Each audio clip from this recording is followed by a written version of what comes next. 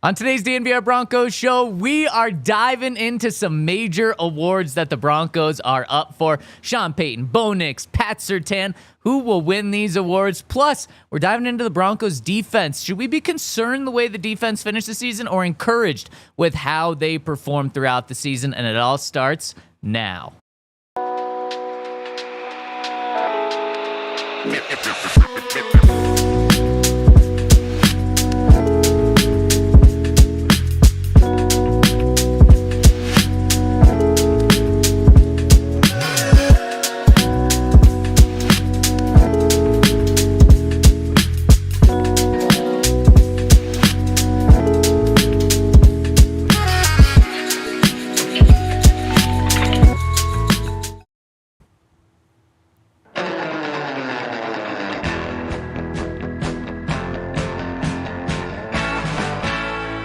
The awards keep coming for the Denver Broncos, and so we're going to talk about it to start the show, and we'll see if Todd or Henry bites my head off for talking about these awards, or if they will give these fellas a lot of credit for them. And we are, of course, the DNVR Broncos podcast, live from the Toyota Lounge, driven by your local Front Range Toyota stores, and we are presented by Bet365. Use that code DNVR365 for getting $150 in bonus bets. When you deposit $10, place a $5 bet, and you're going to be set up with those $150 in bonus bets. Win or lose, I've got Super Bowl 50 champ Todd Davis to my left, Henry Chisholm to my right. You here behind the camera, and Zach Stevens rocking and rolling with you today. Fellas, how we doing on this Thursday?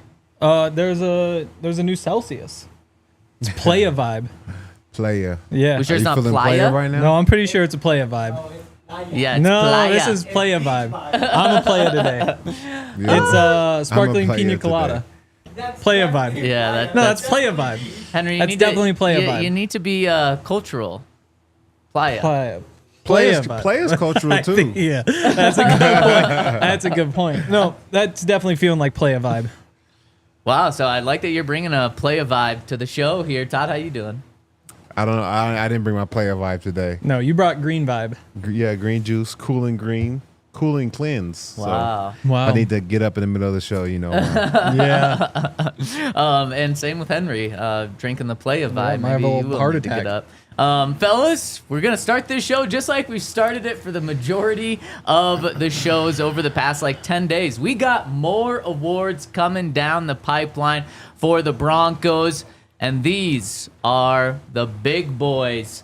Finalists have been announced for the major awards: Coach of the Year, MVP, Assistant Coach of the Year, Offensive Rookie of the Year, Defensive Rookie of the Year, Offensive Player of the Year, Defensive Player of the Year.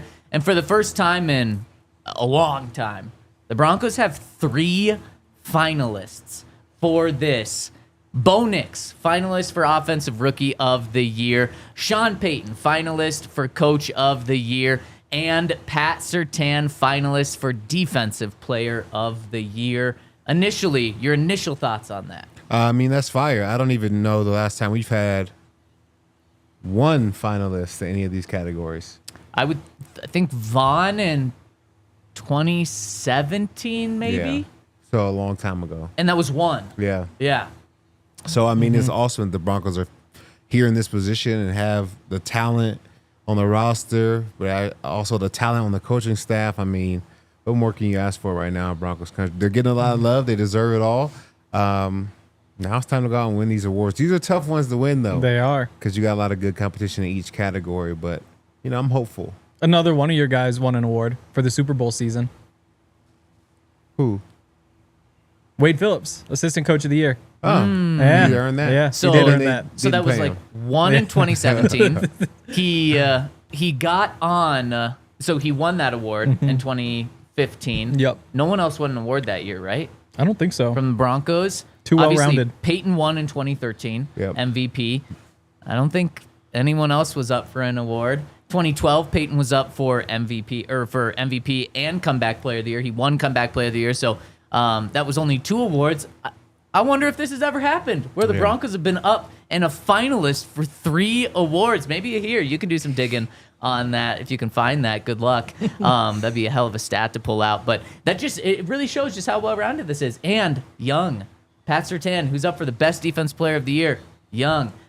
Bo Nix, maybe he won't win the award, but he's going to be the second best offensive rookie of the year at the most important position in sports. This is an incredibly exciting time for the Broncos. And who do you think will win their respective awards? Do you think anyone will? Well, Pat will win. The others don't have a chance. I think it's been pretty clear cut for a month now. Okay. I do think we can get into later, but like Bo has a good chance of finishing second. Yeah. I think the odds would say he's probably third, but he has a good chance. And then so Sean is we will actually a look ways at down. all the candidates as well in just a second. But in terms of just winning, it's Pat.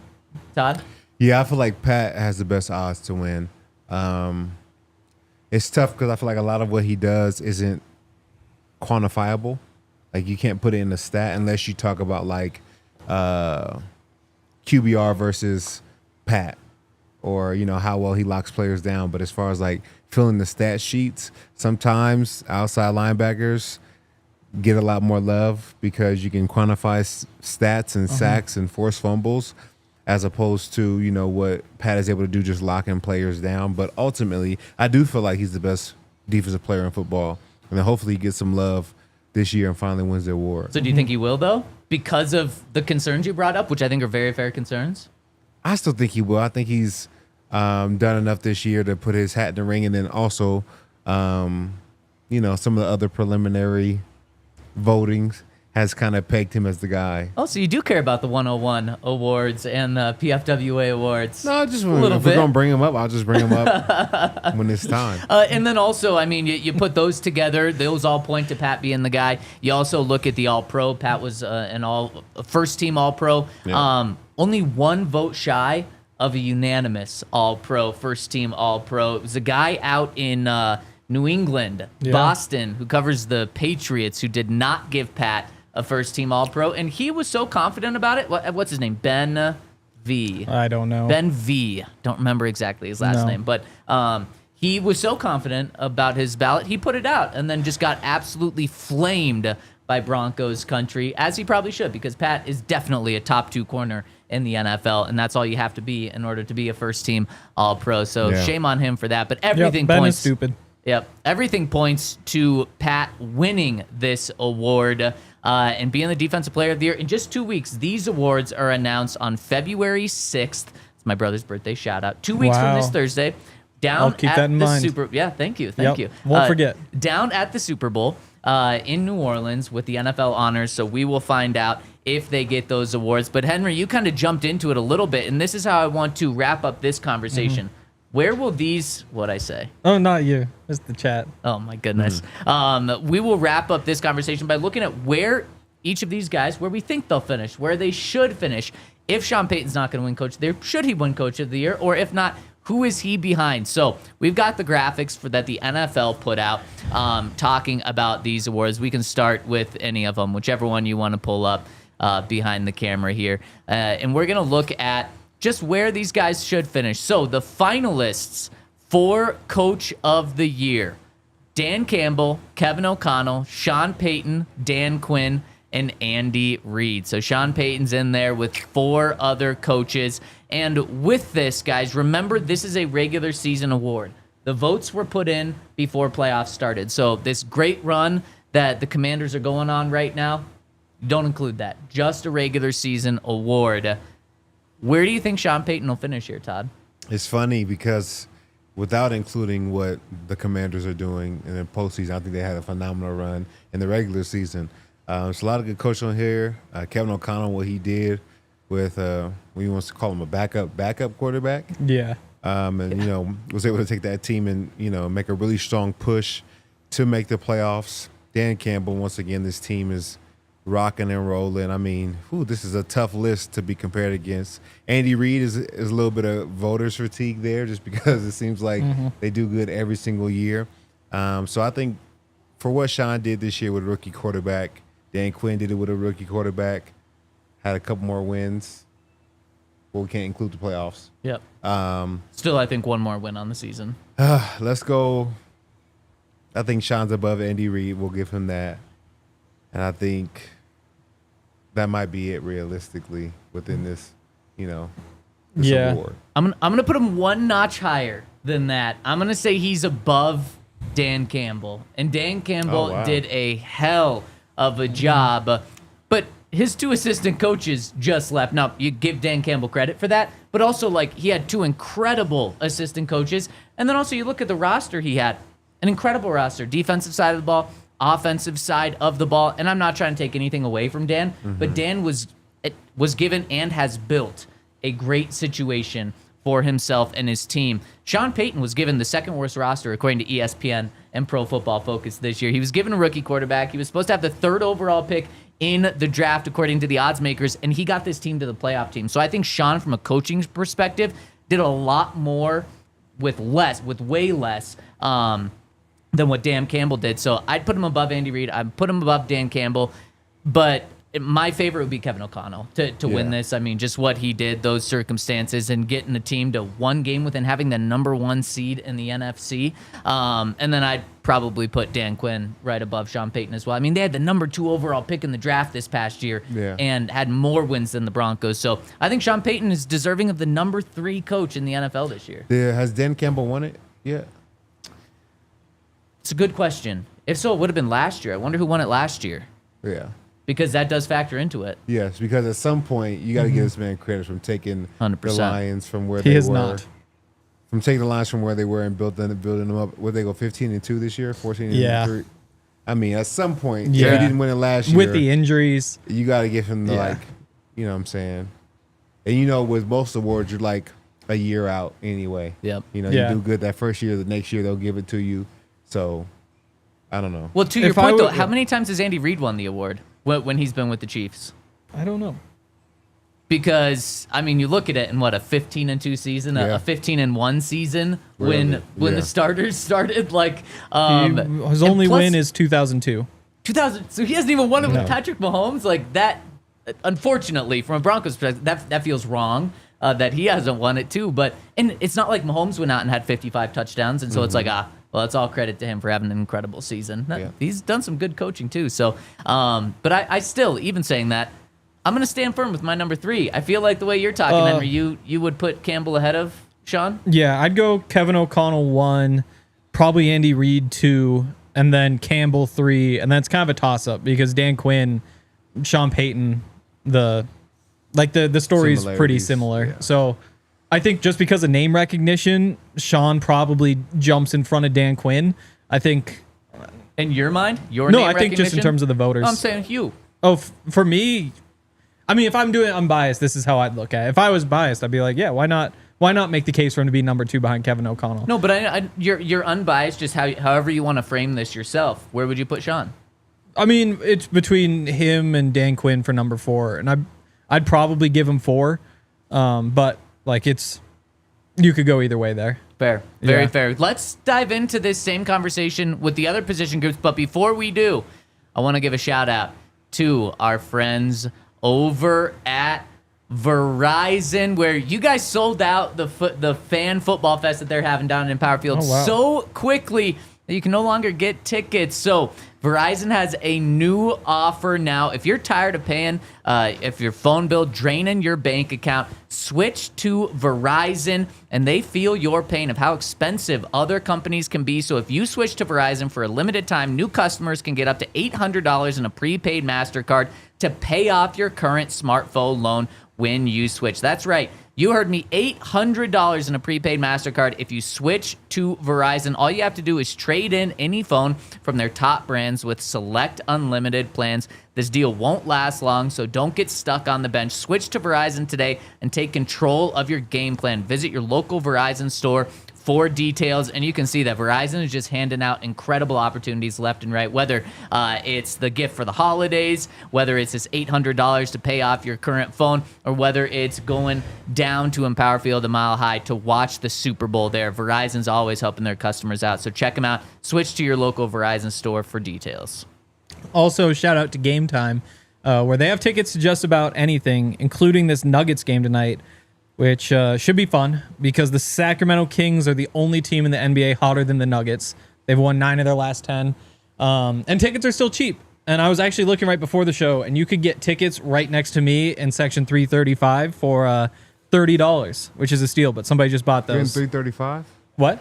You're in 335? 335. You got to check out Game Time, man. I'm sure you can get closer. You can get closer, especially season tickets for the Nuggets this year, not the way to go because the deals are much better elsewhere. But that's why, I mean, for all of you out there, go to Game Time because they have awesome offers. And on a day like today in January, on a Thursday night, these tickets will just keep getting cheaper until tip-off. So whatever you're trying to get to, whether it's concerts, shows, whatever, of course, sports, you can take the guesswork out of buying tickets with Game Time. Download the Game Time app, create an account, use the code DNVR for $20 off your first purchase. Terms apply. Again, create an account and redeem code DNVR for $20 off. Download Game Time today. Last minute tickets, lowest price guaranteed. And shout Game out to Time. Yeah. What time is it? Game Time. There you go. You nailed it. And shout out to our presenting sponsor, Bet365. Use that code DNVR over at 365 when you sign up. All right, let's hit. Which one are we going with, producers? We going with Rookie of the Year or Defensive Player of the Year? We're going Coach of the Year. We're going Coach of the Year again. So, Henry, tell me. 2011 was the last time the Broncos had 3 finalists for AP awards. 2011. Vaughn for Rookie of the Year. Wouldn't have been Tebow for comeback. Who Coach of the Year, maybe. Yep, for John Fox. Yeah. Gotta be. Champ for Defense Player of the Year. Could Vaughn have been a candidate for DPO? Probably not. And it was a Comeback rookie. Player of the Year. Well, these are the last time 3 different players were up for AP awards. 2012, Manning had 3. Miller had Okay. Wait. Manning didn't have 3. In 2012, he did. Comeback, Oh. Defensive Player of the Year. Offensive Player Yeah. of the Year. Yeah. That's pretty Okay. good. And Miller was Defensive Player. 2011 was Tuberville Comeback Player of the Year. Doomerville. Are you wearing a mic? We just yeah. Doomerville comeback player. I just want to make sure I'm relaying the Yes, information. relay. Miller, Defensive Rookie of the Year. Okay, Von Miller, Rookie of the Year, And John Fox, Coach. and John Fox, Coach of the Year. So Wait, what was the first one? Very similar. Vaughn, John Fox. Doomerville, Oh. comeback player of the year. Oh, okay. Right, comeback. I don't remember something A going. hell of a research job there. You hear? That was great. Oh, Doomerville was DPOY candidate in 2009, according to Jose. Jose's Okay. never wrong. Well, and then Unless those are like the Costa wonder if- Rican NFL awards. I don't think Josh McDaniels was getting any Coach of the Year awards in 2009. Okay, let's jump into this year again. And Offensive Rookie of the Year. Here are the other finalists along with Bo Nix. Of course, Jayden Daniels is there. And those are the only 2 quarterbacks that are up for this award. You got Brock Bowers, who set pretty much every rookie receiving record. Malik Neighbors, who did not set every rookie receiving record. And Brian Thomas Jr., who had an incredible season, but was just completely lost since he was with the Jacksonville Jaguars. Yeah. Where do you guys think Bo finishes here? Honestly, I would probably give him 3rd right here. Yeah. Like, if I'm being honest about it, I think he had a great season, but Jayden Daniels, because of his hot start, inches ahead of him just a little bit, probably to that number 1 spot. And then Brock Bowers, anytime you're breaking records and doing something that nobody else has done. I know Bo Nix had an amazing season, coming maybe in like 2nd for touchdowns for a rookie quarterback. Ever. Yeah. So I think he had an amazing season, but when you've done something that nobody else has done at the tight end position, I think I got to give you credit for that. Like, he potentially could win the award, but I think Jayden Daniels is too much of a heavy favorite for him to overcome that. Yeah, I agree. I think I probably lean 3rd for Bo, but it's really close with Bowers. That's just a tight competition. And then it would be Brian Thomas number 4 and Neighbors number 5. And if Malik Neighbors just got all the attention right away, like that first month of the season, everybody's like, Malik Neighbors, and then he fell off, and that's when Brian Thomas kind of took over. If he had got more hype right away, it could feel a little bit different, but it does feel like that's a pretty easy 4-5 there. Yeah. 1, 4, and 5 locked in. I totally agree with you. Yeah, and it's just between 2 and 3. My case for Bo being 2 would just be the quarterback position, just how much you have to juggle and how good Bo was out after the first 2 weeks of the season, which I'm not taking like the first half of the season out, literally just 2 games out. And still overall, his stats were incredible. So I'd put Bo 2, but I do think you guys could be onto something that he could end up being 3 there. So we've got Sean Payton as the 3rd Coach of the Year. We've got 3rd or 4th, I guess. We've got Bo Nix being the 3rd Rookie of the Year on the offensive side. And then let's go to Defensive Player of the Year. We already said that Pat Surtain is going to win this award. So who gives Pat Surtain the most competition to potentially win this award? We've got Zach Bond with the Eagles linebacker. We got Myles Garrett with the Browns. Trey Hendrickson, who led the NFL in sacks. And TJ Watt with the Steelers. Who's going to give Pat the most run for his money? I don't even know, man. I feel like Yeah. this list is full of guys who have been dominant. But this year I felt like it wasn't like a crazy year for edge rushers. Like Henderson leads the NFL, but he didn't get over 20, which is usually like that marquee mark. If you're going to win this award, you got to get over 20. And then TJ Watt, Myles Garrett, they both had good years, but not as good as they have been in the past. So Zach Bond, phenomenal season, but it's his first year. People don't like linebackers. You're rarely going to get it in your first year, especially if you're not a well-known name. So I think Literally, to your point, people in our to the Twitter chat are saying, Bond? he's Who? balling. If you even Yes. watched the Eagles last week, he's still balling. But Pat Surtain, man, I think he's done it all. You will have to look into the analytics and watch him play more than you can just look at stats. But if you look at what he's done in his body of work, locking players down, getting interceptions, even pick sixes this year, really making his presence felt. When he wasn't there, it was a huge hole in our defense, and I think he's been the most dominant corner in football, not just this year, but for a few years. And now it's good to see him finally get some recognition. So I think it's his award. It's his award to take home. I'm interested to see what the fit will be, because when you know you're gonna win, like the fit got to be on point. Fresh haircut. That's true. fresh- He's good at that. maybe Yeah. custom Dior. I don't know what he's gonna do, but it got to be something fly. Yeah. He is a very sharp looking guy. Like he has like the goatee. You like and it's like that? nice, but it's like very it's like distinguished. Yeah, I forgot. Nice work, Todd. You did the same thing. But there's something about it's almost like old school vibe. Like it's a classic, but like it's a timeless look. He's gonna dress well. Oh, he's definitely going to dress well, just like he does to every game. He's always bringing the swag. I'm going Hendrickson, number 2, giving him the most run for his money. Sacks just typically win this award straight out, but no one ran away with the sack category. But Hendrickson had 17.5. But why I totally agree that there's kind of a big gap between Pat and everyone else is because Hendrickson didn't even make the playoffs, and he was on a bad defense too. Now, it's not his fault, but like you get hurt when your unit is bad. You get hurt when your team is bad and doesn't make the playoffs. So I don't even think this one is going to be close. And if Ben V out in Boston is voting for this, then Pat's probably going to come one vote shy of winning this unanimously. But I wouldn't be surprised if this is near unanimous or a unanimous MVP for Defensive Player of the Year for Pat. Pretty crazy. I think Trey Hendrickson is the only one who could give him a run. Again, like 3.5 sacks more than anybody else, but also his 3.5 sacks came in the last week of the season. And so while Pat was kind of like running away with it, it's like, yeah, nobody's really there. That 3.5 in the last week to get to 17.5, if anybody made some crazy jump that nobody could expect, it probably was him. But yeah, I don't see anybody coming all that close. And then after Hendrickson, it's tough to put those guys in order. Like you wonder where Zach Bond fits in because again, it's just kind of like you don't just point to stats when it's a linebacker. Even one like him where they line up everywhere and let him do a bunch of things. I think he's probably 5th on the list though. Me too. I agree. Yeah, and then Myles Garrett, TJ Watt, probably Watt in front of Garrett, even though Garrett has 2.5 more sacks just because it's TJ Watt and people like him. Yep. Zach Bond, a 3rd-round draft pick of Sean Payton back in 2020 with the Saints. This is his first year with the Eagles, so maybe we'll see him in a Broncos jersey at some point. Is he a free agent after this season? Yes. Wow, he's a just free signed agent. a 1-year deal and went out and became a finalist for the defensive MVP or defensive player of the year. That is a good time to have a fantastic year. But it's another weird one where I haven't watched a lot of the Eagles.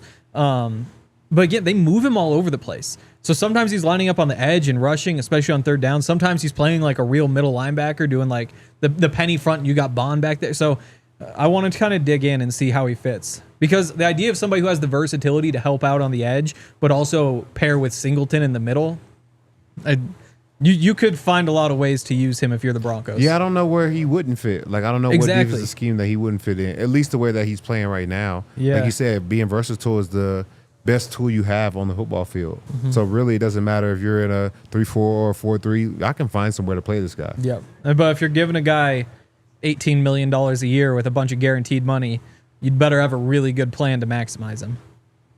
18 million is a lot of money. It is. For this defense, it would clearly be he's the starting inside linebacker next to Alex Singleton, and then you can play him at outside linebacker when you want. But you're not paying him to then have Jonathan Cooper sit on the bench, or you're not also going to pay Nik Bonitto and have him come off the bench with how much you're going to pay him. I think his role would be pretty clear. He'd have to be an inside linebacker. Yeah, to start absolutely. there. He would never.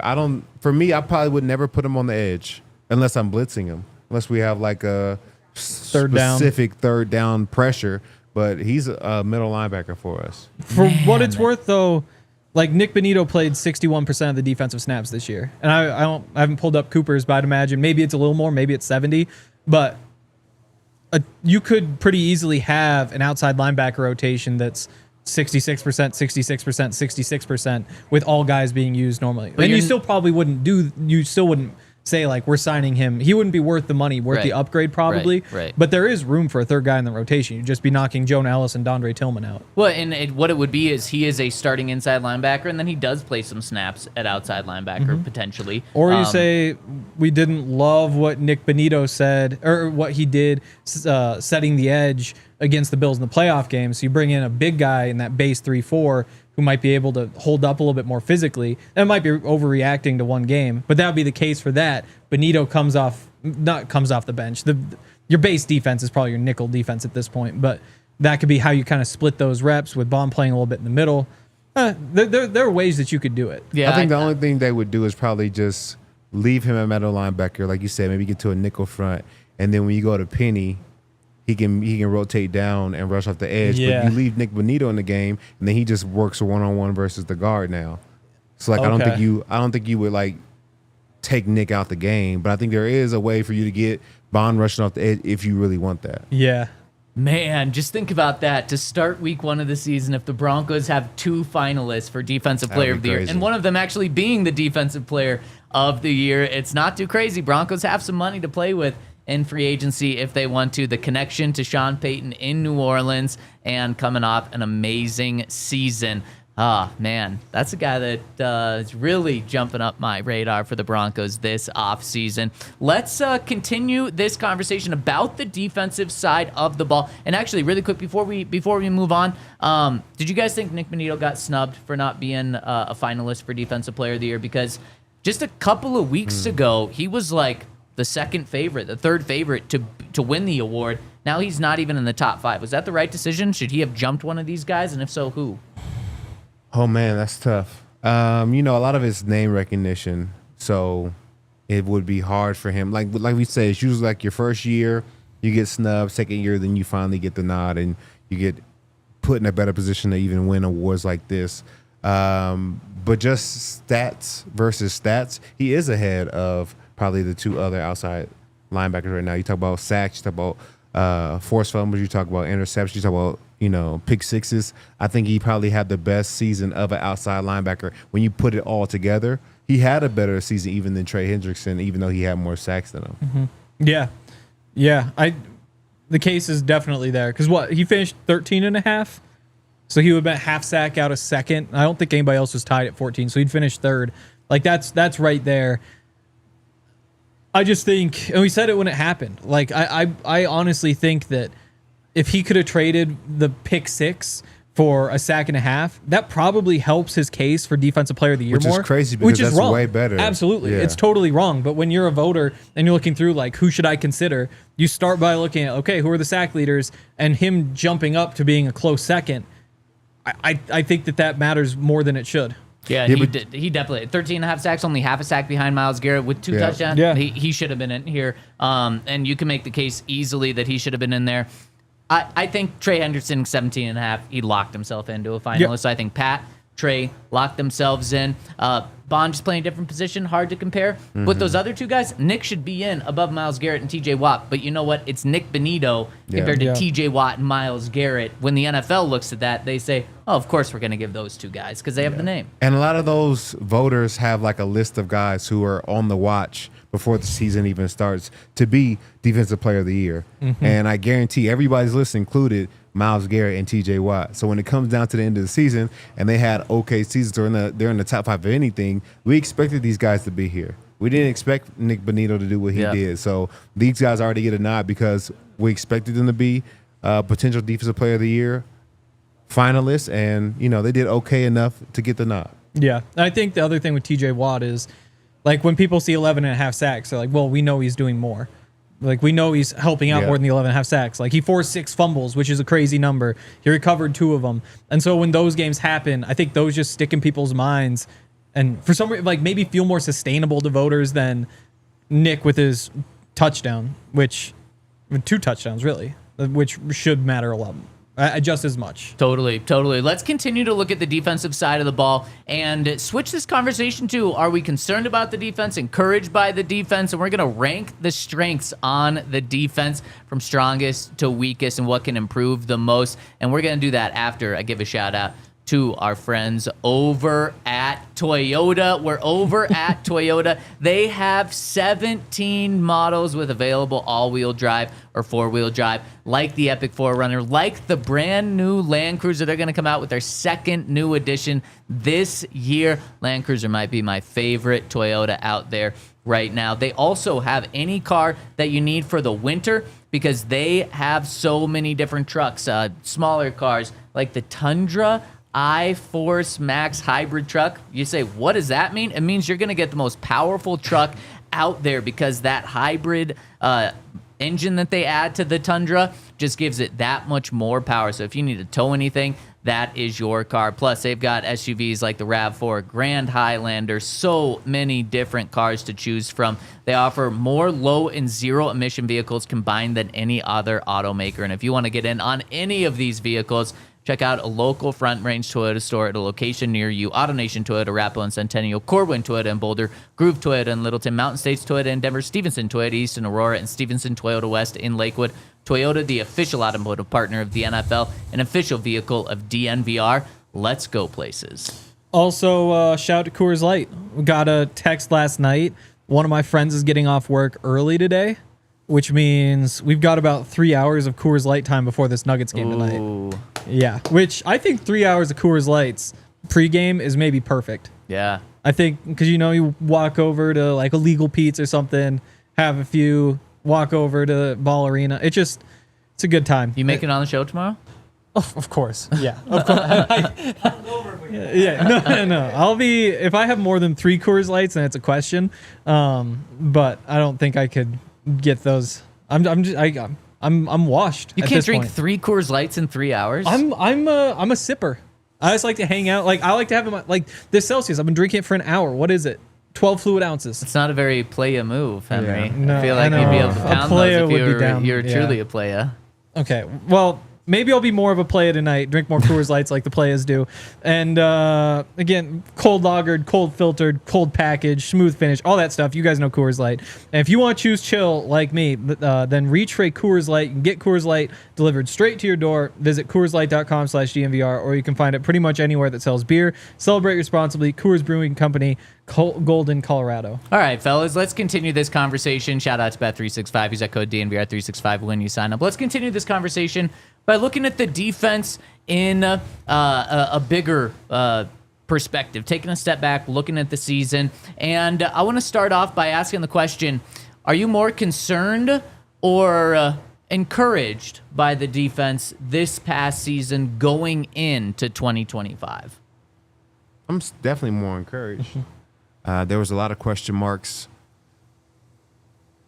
really at every position. Whether you had guys coming in like JFM or you had guys getting that first opportunity to be the man like Riley Moss, Brandon Jones, PJ Locke. Is all that going to work out?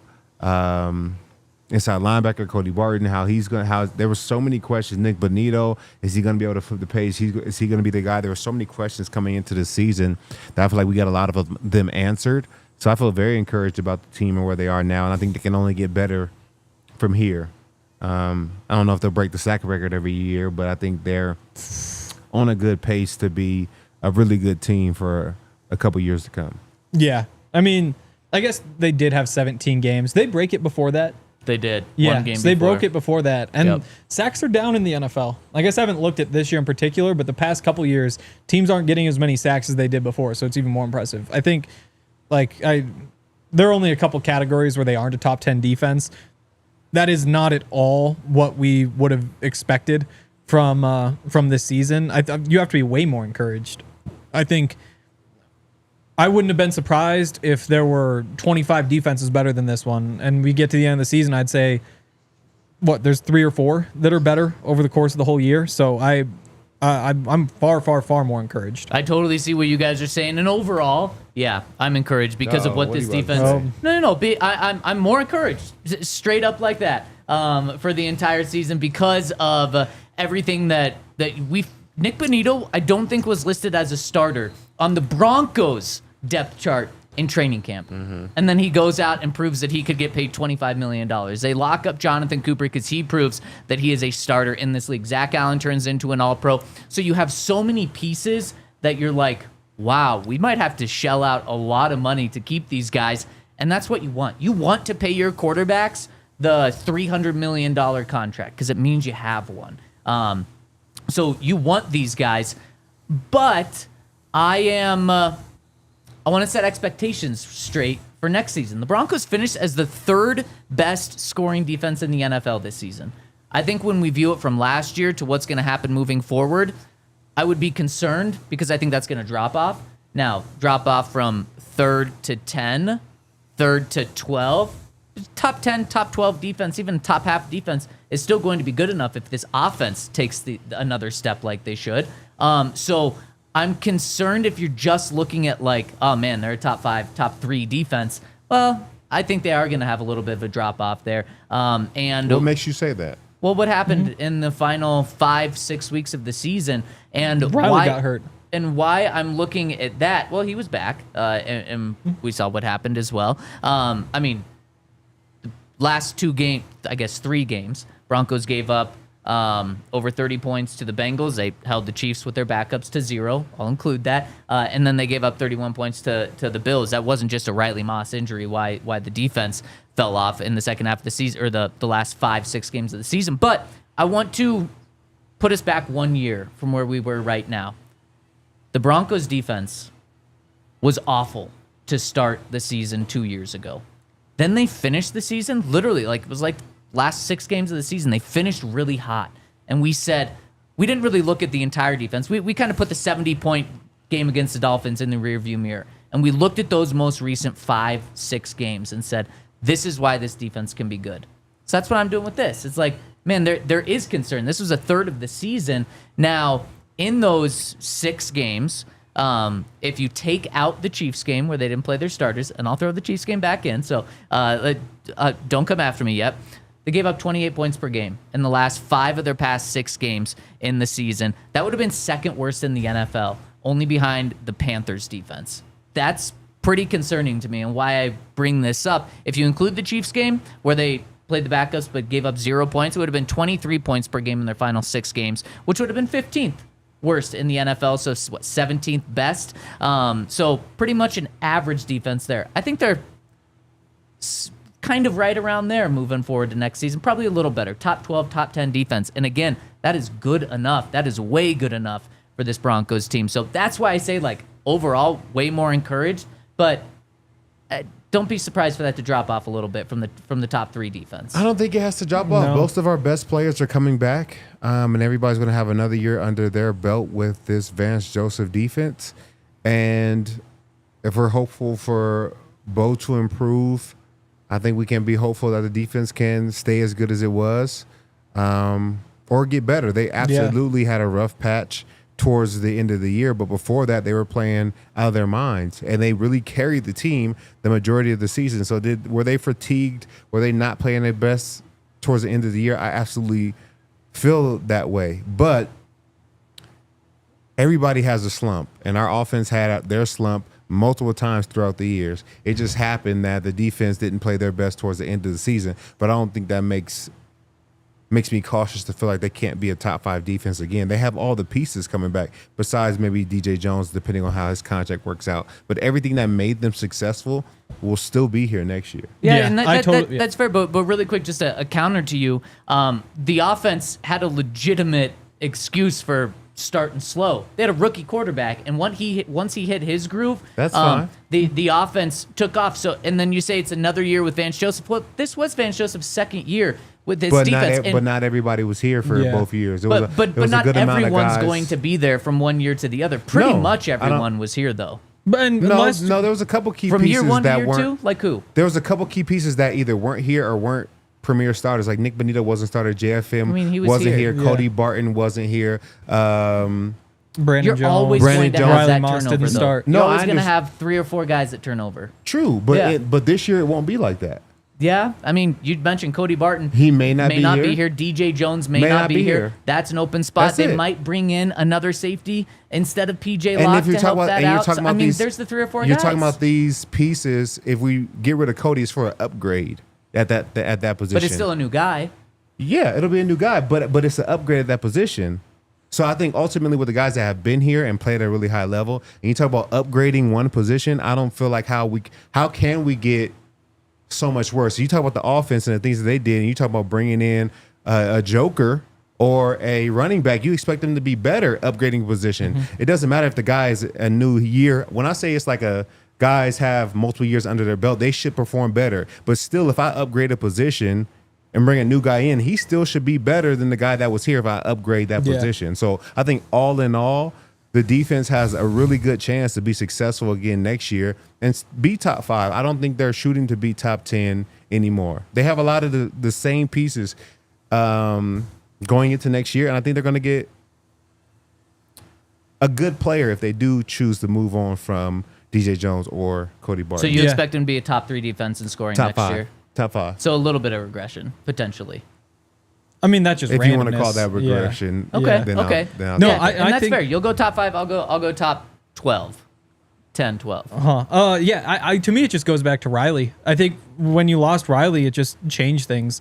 I think you had the game where Levi Wallace really struggled. You had to try to patch things up the next week. When Riley came back, he had a tough game and never really got into that rhythm. And I think, to me, it's just a sign that the defense was kind of thin. Like, they just didn't really have answers. I mean, a lot of teams can't recover from losing one of their starting cornerbacks. Like, you're going to take a hit. But I think with Riley coming back, he's going to look like he did the first half of the season next year. And that was the difference, I think, the rest of the way when you go back and watch those games. Not the Bills game, though. I Give up mean, 31 points in that yeah, game. but I mean, it's 31 points to the Bills. Like, especially when you're not putting them in good situations. I think that there's a separate conversation about the defense against good teams. I don't think the Broncos offense put the Bills in like the Bills off. I don't think the Broncos offense put the Bills offense in terrible points did position we all score? game. How many points did we score? 7. But, and but then that's you, the bad positions is like, starting at the 50-yard line. Didn't Yeah, Bradley like when Dixon you- pin him at the 1 and then he they did went once, but didn't he also have 98 a 38-yard punt that gave him the ball at like the 45-yard line? we scored After 7 halftime, they points. gave I him at mean, the 36. Yeah, we gave up 31, but we scored 7 points. We're Exactly. We're not talking about the Exactly. offense right Game now. just plays the out offense differently. absolutely deserves. But the game plays out differently if the offense is That's chewing what up he's some trying to clock. say. Yeah. So like it's just the game plays out differently. So Okay. I think that there is something too. Like there were some teams like the Ravens game. Honestly, maybe it is just the Ravens and Bills.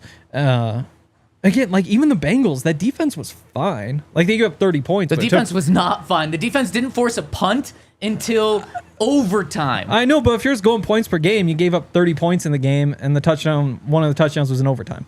Like again, 24 points to a Bengals off. That was not- Getting back to the point though, I think the best predictor. That just wasn't a good game by. No, it wasn't defense. great, but yeah, like I think they kind of found some way. So going back, yards per play is typically the best predictor of success. So like points, for example, it can kind of fluctuate. You might catch some good breaks, have some bad great breaks, but like all the big bettors, that's kind of the basis of their model is just yards per play.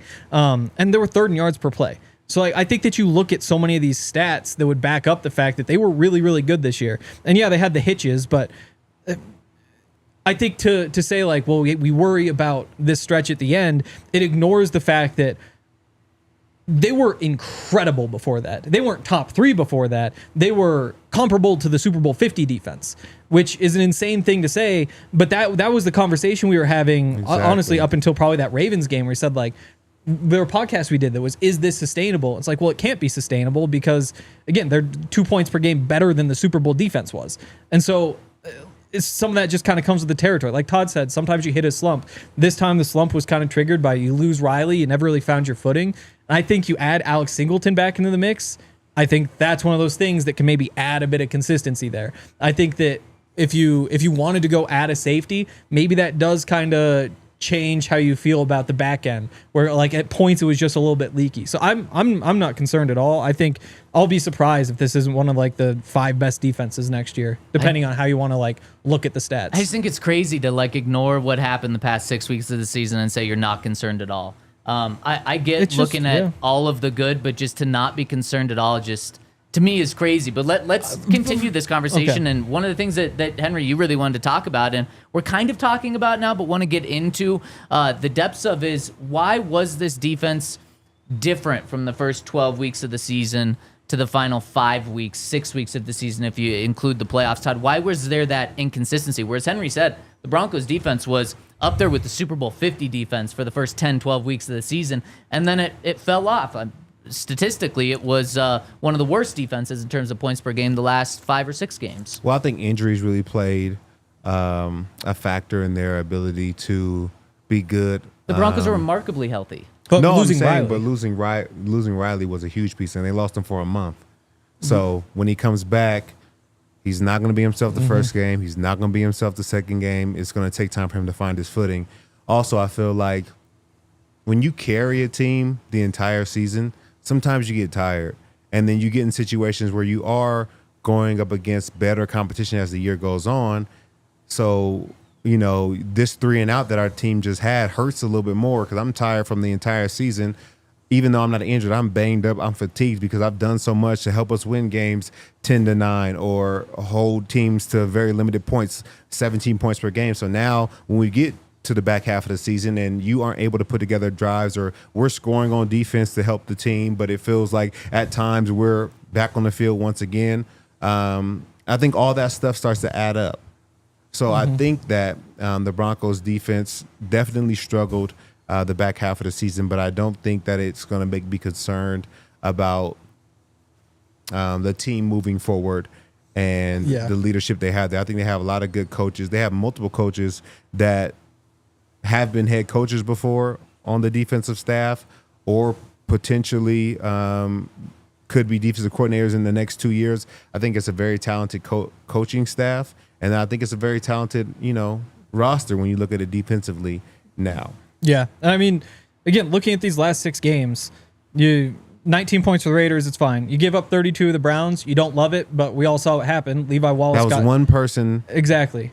And on the flip side, your defense also scored 14 points in that game. For sure. So if you want to count that as 18, there's a case to be made. Next week, they hold the Colts to 13 points. Next week, they lose the Chargers, give up 34, 7 points in the first quarter. I think it was 7 points, 6 points, 6 points. You give up 15 in the fourth. You don't love it, but that was just, the team just collapsed on a short week, and sometimes you hate it, but it is what it is. You have the Bengals game, which you don't love, and then you have the shutout against the Chiefs. And then, of course, Bills in the playoff game. There's just, to me, there's the one team is ready to play playoff football. The other team was just happy to be there. That was a bowl game for the Broncos. And the Bengals game is so tough for me. Is like, we had this discussion. You can't play lights out defense all the time, but if I'm making them string together, 12 to 15 plays for a drive, it was 7-3 at halftime. I need some help on the other side. Not saying need you guys to be perfect, but at the same time, I need a little bit more time to get my legs back underneath me because I'm doing everything I can to stop them. And not every defense can be 3 and out, here's the ball back, 3 and out, here's the ball back, or 5 and out, here's the ball back. Sometimes it does take the offense to manufacture a little bit more. Because, I felt like the offense scored in that game, but it was very fluky. There was no consistency, I felt like, to the offensive rhythm. Oh, man, Yeah. you guys are just giving, it's like you're a defensive player, Todd, or something. You're just giving defense all the excuses. If you want to go with I think it's just the truth. No, but It's if just you funny. want to say that they scored, the offensive scores were fluky, then you can also say the exact same thing about the defense when the Bengals got to, the 5-yard line, 3 different You know drives. what? I and don't then like. on I don't like. fourth down, I you it's don't different like when that. that It was strategy. It was That a was what they national. tried to It do. was Oh, a it was a national. strategy to let the Bengals drive down that's what all the soft way zone down coverage the field. does. If you're So- dropping all the way guys down deep, the field to the did you 5. see That where was the Vance between the Joseph passes? in the It's game. all This is- We're this going to is hold them what down I to don't the like. touchdowns all the way Yeah. until the You're This is 5 what I yard don't line. like. No It way. was That soft was zone. It was national. no big plays. It was a national No. consensus that the defense was carrying the Broncos the entire year. Yes. They were getting names, the anonymous defense, whatever you want to call it. The national media was saying that the Broncos defense is the reason why they were in these games the entire year. Yes. And then now they have a bad 4-game stretch at the end of the year. Six-game stretch. We're talking about I don't them know not about being that. the best part of this team. They have been the best part of the team. They are the best part of this team 100%. That you can't tell me, even Yes. though Bo had a good year and the quarterback. a good year, the offense was trash It was not for the good. most That was part. not playoff offense. They were not at all. You guys- they you guys- would not have been in the playoffs. They would not have been in the playoffs if it was not been for this defense. They wouldn't have won 10 games if it wasn't for this Yes. defense. They would have been a 5-game team that they were supposed to be towards the beginning of the year if it was not for this defense. Yep. Multiple defensive touchdowns, multiple defensive stops, holding teams to 9 points. They did everything they could to help this team. I'm not going to sit here and let them be talked about like they were meh at best. Let's not talk about that. We're comparing them to the Super Bowl 50 defense before that game stretch. We can't do this. We can't do this like they were the trash part of the Remember team. when they wait, lost no, 13 to Henry. 6 to the Steelers, and you're just like, oh my God, you can't score more than 6 points? Okay, you guys are talking about one game in week 2. Oh my gosh. No, Todd. boy. I It's just the Todd, season. Todd, What happened I in just week let you 3? talk. What happened It in is- week it 4? is the They didn't season. give up- guys, let me talk here. It's We scored 7 points versus the Bills. exactly gave up 31. But what did the defense Todd, do? What did Todd. the offense Neither were good. Okay. You can't say that. I'm not saying the offense is good. Was good in that game.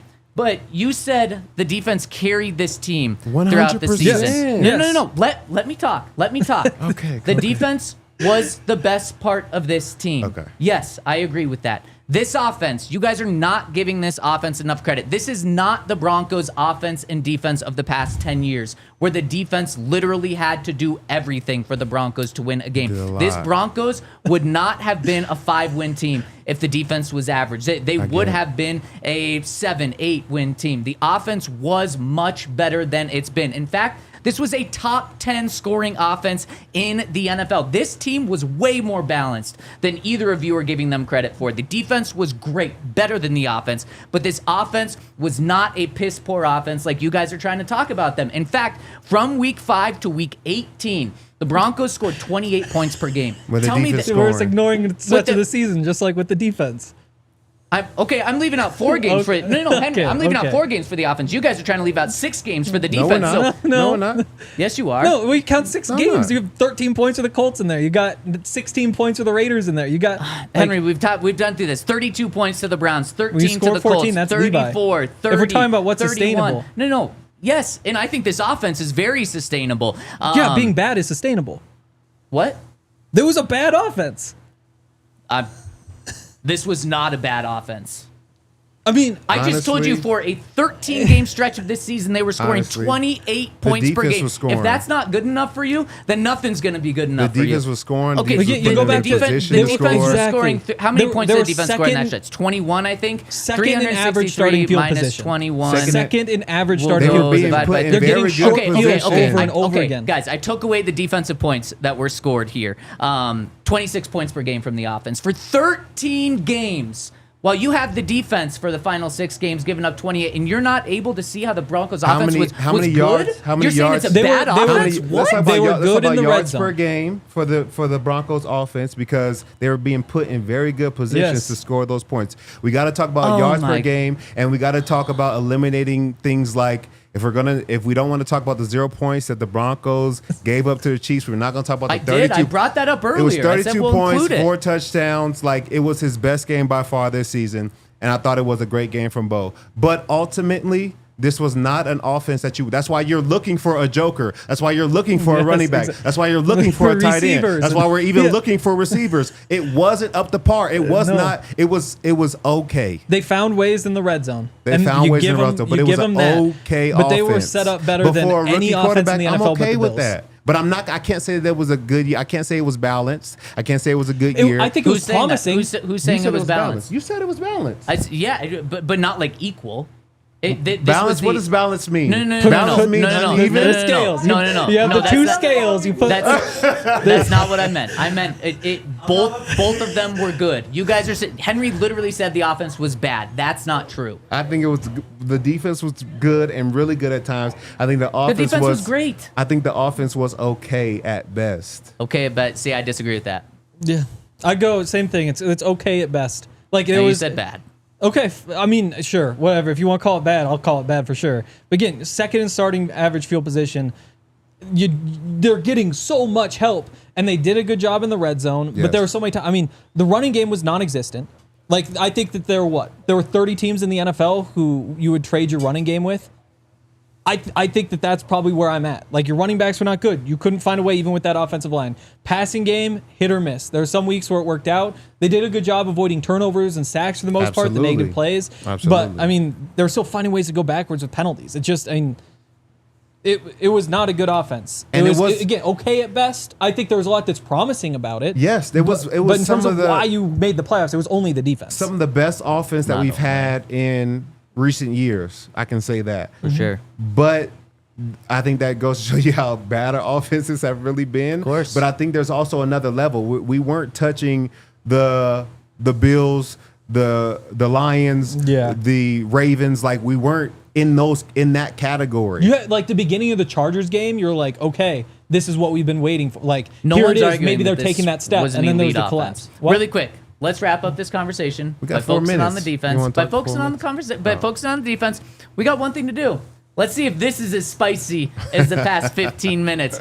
As a group, we're all going to join hands and collectively Kumbaya. rank the Broncos position groups here from strongest to weakest. We got safety, cornerback, inside linebacker, outside linebacker, defensive line. What was the strength of the Broncos defense, guys? This is tough. How are we?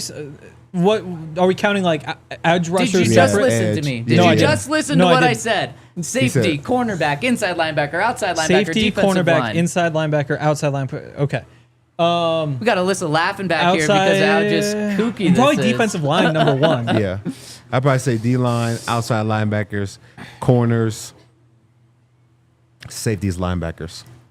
That's fair. I would disagree with you guys. I know it's a shocker. I would put cornerback first because the Broncos go 3 deep there. They missed Riley Moss for 4 games, and that was a little tough.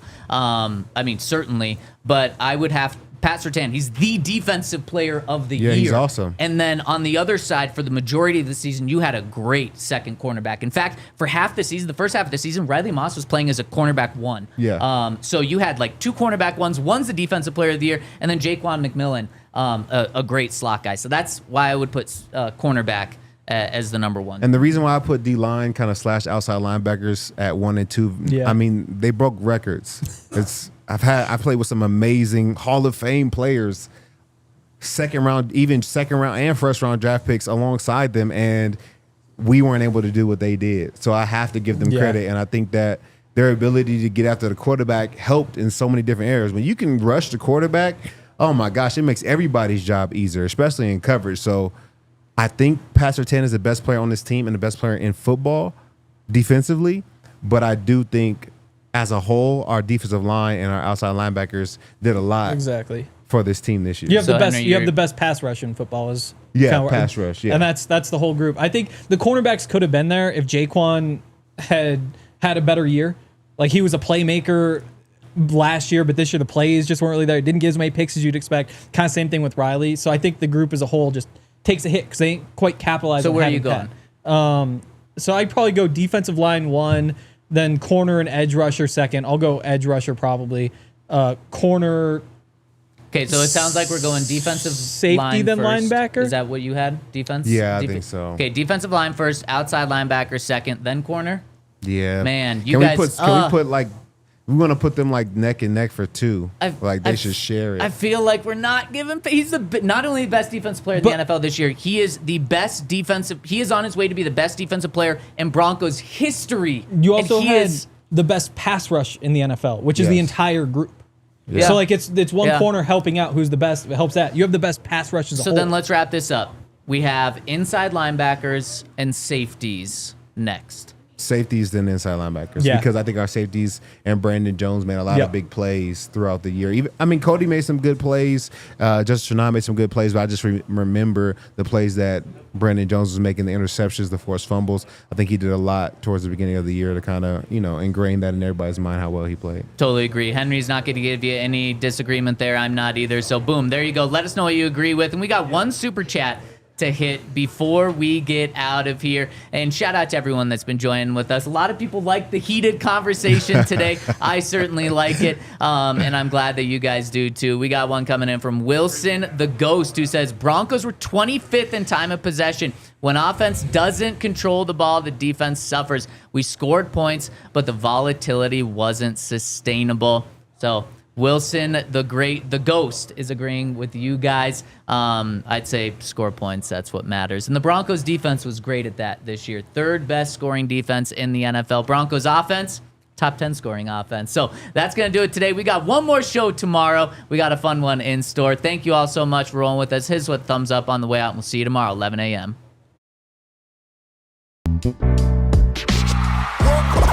We all silly like the mayor.